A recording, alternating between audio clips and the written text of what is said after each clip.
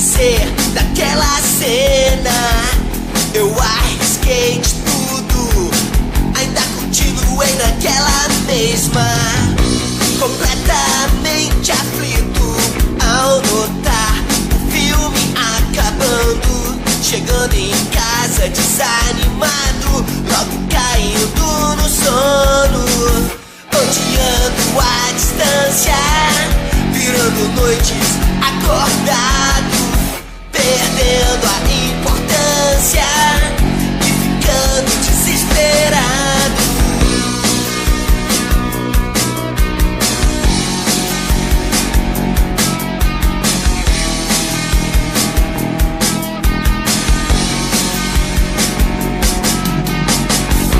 Eu costumava me sentir tão bem ao seu lado, nunca poderia imaginar que haveria algo de errado. Você passava todas suas tardes estudando, quando eu ia para a praia assistir garotas surfando.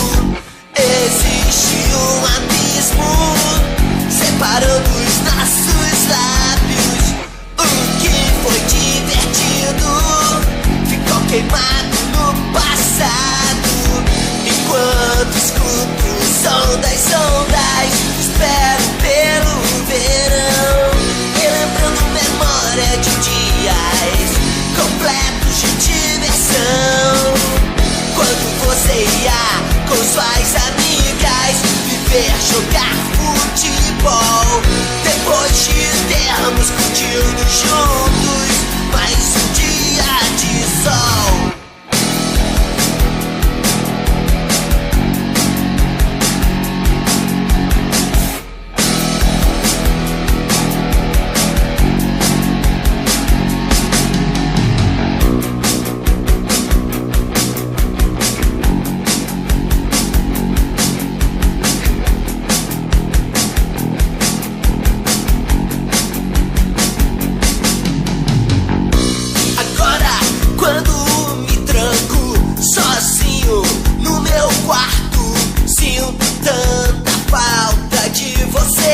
Seu sorriso está apagado.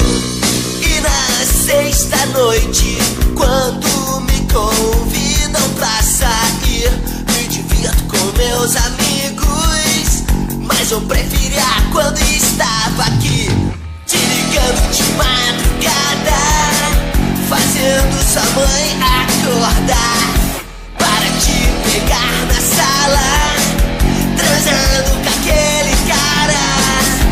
Enquanto escuto o som das ondas, espero pelo verão, relembrando memória de dias completos de diversão. Quando você ia com suas amigas viver, jogar futebol, depois de termos curtido juntos mais um dia de sol.